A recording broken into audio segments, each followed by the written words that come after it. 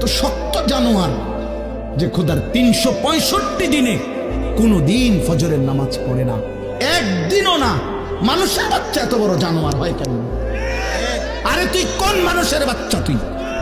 তুই কোন মার দুধ খাইলি? না ফরমান,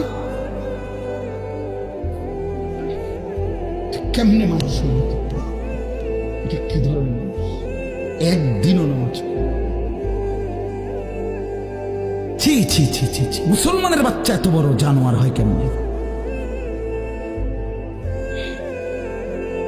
কোনদিন নামাজ পড়ে না, 6 মাসে 9 মাসে কোনদিন বলতে পারবে না নাফরমান কোনদিন 5 ওয়াক্ত নামাজ পড়ছে কিনা। হায় হায়, এত বড় অসভ্য। মায়ের সন্তান হয় কেমনে? বাবার সন্তান হয় কেমনে?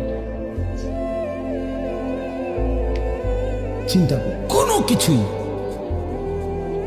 ছেলে পেলেদের হালাত হলে এই পরিমাণ লাগাম ছাড়া কিসের মা কিসের বাবা, কে তার মা কে তার বাপ, কে কি তার ধর্ম, তার আল্লাহ কে, তার রসুল কে, তারে বানাইছে কে, আসছে কোত্থেকে, কেন আসছে, কি করতেছে, কি করছে, কিচ্ছুর খবর, কিচ্ছু।